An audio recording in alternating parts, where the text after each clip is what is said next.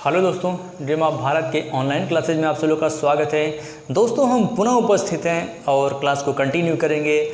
आज का भी टॉपिक बहुत ही महत्वपूर्ण है अपने आप में, प्रमुख क्रांतिकारी घटनाएं। प्रमुख क्रांतिकारी घटनाएं, चूँकि आप जानते हैं कि 1757 के प्लासी के बाद, 1757 के प्लासी के युद्ध के बाद से 1857 तक, लगभग 100 वर्षों तक अंग्रेज़ों ने भारतीयों का हर तरीके से शोषण किया। उनका आर्थिक शोषण किया, राजनीतिक शोषण किया, धार्मिक शोषण किया, हर तरीके से उनका शोषण किया। यानी कि पूरी तरीके से उन्होंने भारतीयों का दोहन किया, जिसकी वजह से धीरे धीरे भारतीयों के मन में अंग्रेज़ों को लेकर के प्रारंभ से, शुरू से ही धीरे धीरे उनके मन में असंतोष की भावना बढ़ती गई। और इसी संदर्भ में 1857 की एक क्रांति हुई, जिसे आप 1857 का प्रथम स्वतंत्रता संग्राम के रूप में जानते हैं। 1857 की क्रांति जो थी, यह क्रांति अपने आप में इतनी विशाल थी, इतनी भीषण थी कि अगर भारत का सभी वर्ग एक साथ मिलकर के सहयोग किया होता 1857 की क्रांति में,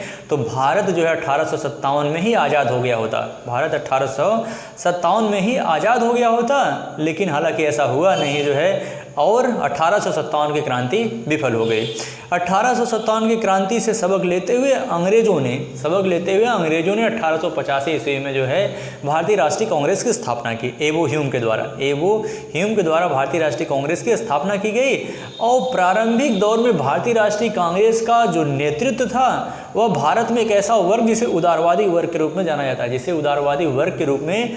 जाता है, तो लगभग 1885 से लेकर के 1905 तक का जो दौर है, इस दौर का नेतृत्व, कांग्रेस का नेतृत्व उदारवादियों के हाथों में रहा, जो कि शिक्षित वर्ग था। और वो कहीं न कहीं अंग्रेज़ों में उनकी दृढ़ आस्था थी। और चूँकि जो शिक्षित वर्ग था, वही भारत का प्रतिनिधित्व कर रहा था, वही आम जनता, भारत की जनता का प्रतिनिधित्व कर रहा था। और वो लोग जनता की बातों या अपनी बातों को अंग्रेज़ों के समक्ष रखने के लिए वह अनुनय विनय के माध्यम से, निवेदन के माध्यम से, पत्रों के माध्यम से, शिष्टमंडल के माध्यम से अपनी बातों को अंग्रेज़ों के समक्ष रखते थे। और अंग्रेज़ कोई प्रतिक्रिया नहीं देते थे, इनकी बातों को सिरे से नकार देते थे, नकार दे रहे थे। धीरे धीरे भारत में एक दूसरे वर्ग का भी उदय हुआ। इसी समय एक दूसरे वर्ग का उदय हुआ, जिसे आप क्रांतिकारी चरण के रूप में जानते हैं, जिसे आप क्रांतिकारी अथवा उग्रवादी, जिसे आप उग्र राष्ट्रवादी के रूप में जानते हैं, जिसमें प्रमुख नाम आता है बाल गंगाधर तिलक का, लाला लाजपत राय का और बिपिन चंद्र पाल का, जिन्हें बाल लाल पाल के नाम से भी जाना जाता है। और इसमें एक प्रमुख नाम भी है अरविंद घोष का। क्योंकि आप जानते हैं कि ये लोग, इनका उदारवादियों के प्रति इनकी कोई आस्था नहीं थी। और ये भारत में चूँकि इनका ऐसा मानना था कि ये देश हमारा है और कोई हमारे देश पर आकर के या हम पे आकर के रूल करे और हम अपनी बातों को मनाने के लिए उससे निवेदन करें, ये बात इनको रास नहीं आ रही थी। और फलस्वरूप इन्होंने भारत में सशस्त्र क्रांति के माध्यम से ये राष्ट्र को आज़ाद कराना चाहते थे। इस संदर्भ में भारत में उग्र राष्ट्रवाद का जो बीजारोपण हुआ, उसका श्रेय इन्हीं लोगों को जाता है। महाराष्ट्र में तिलक को जाता है, पंजाब में लाला लाजपत राय को जाता है, और बंगाल में बिपिन चंद्र पाल को जाता है। तो ये लोगों ने एक ऐसा वर्ग तैयार किया, एक ऐसा वर्ग आने वाली पीढ़ियों के लिए, जो युवा वर्ग था, धीरे धीरे उनमें क्रांतिकारी की गतिविधियाँ, उनके अंदर क्रांतिकारी भावनाएं आने लगी। इसी संदर्भ में जो देखेंगे आप, भारत में कई ऐसी क्रांतिकारी घटनाएं घटी जिसका हम डिटेल से चर्चा करेंगे। और ये क्रांतिकारी घटनाएं एग्ज़ाम के दृष्टि से बहुत ही महत्वपूर्ण है। आपने देखा था इससे पिछले वाले टॉपिक में कि हमने भारत में गठित हुए क्रांतिकारी संगठन तथा विदेशों में गठित हुए क्रांतिकारी संगठनों के बारे में चर्चा किया था। तो ये जो सदस्य थे, क्रांतिकारी थे, ये किसी न किसी संगठन से जुड़े हुए थे। उन्होंने क्रांतिकारी गतिविधियों को अंजाम देना प्रारंभ किया।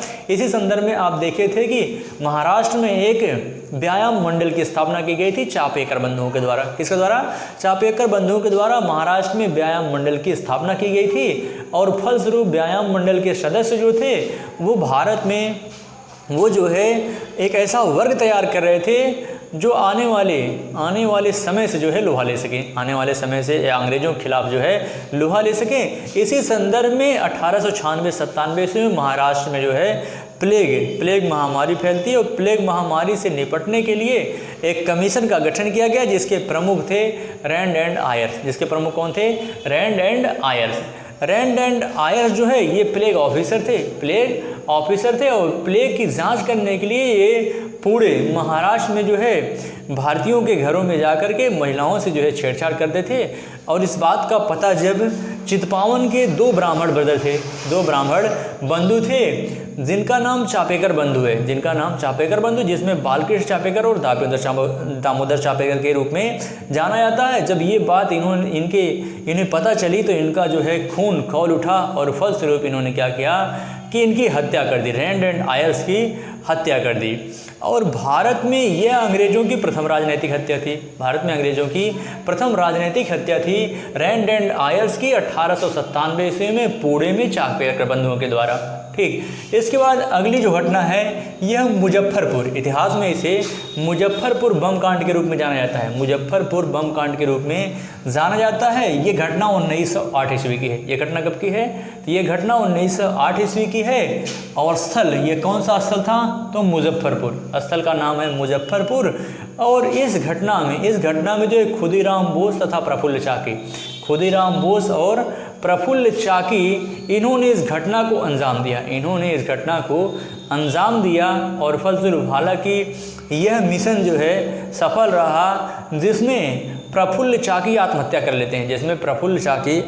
कर लेते हैं और खुदीराम बोस को जो है फांसी दी गई। और भारतीय इतिहास में सबसे कम समय मात्र 17 वर्ष की अवस्था में फांसी पर झूलने वाला जो नौजवान था वो खुदीराम बोस थे।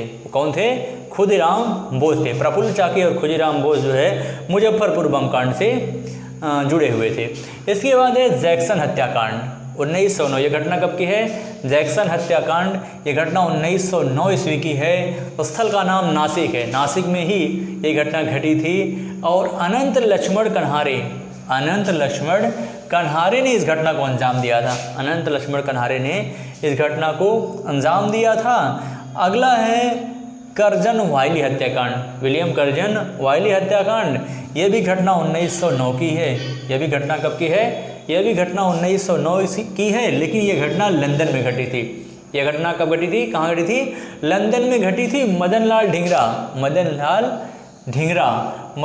ढींगरा ने जो है कर्जन विलियम वायली को गोली मारी थी 1909 ईस्वी में लंदन में जो है इन्होंने इस घटना को अंजाम दिया था। अगला है दिल्ली बम कांड 1912 ईस्वी में दिल्ली में इस घटना को इन्होंने अंजाम दिया था। रास बिहारी बोस, इसके प्रमुख क्रांतिकारी जो थे रास बिहारी बोस, बसंत कुमार एवं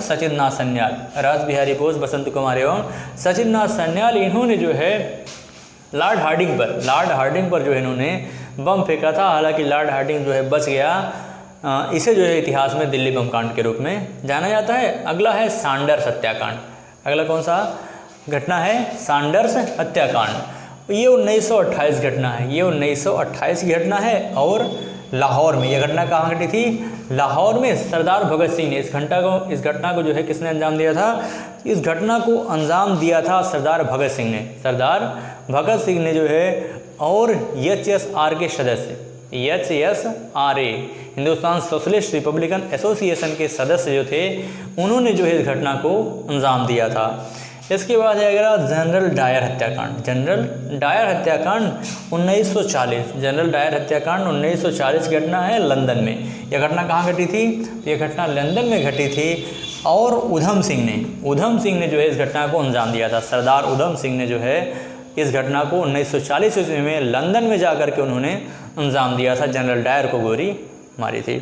तो इसी के साथ ये टॉपिक समाप्त होता है। फिर मिलेंगे एक बेहतर क्लास के साथ। तब तक के लिए जय हिंद, जय भारत।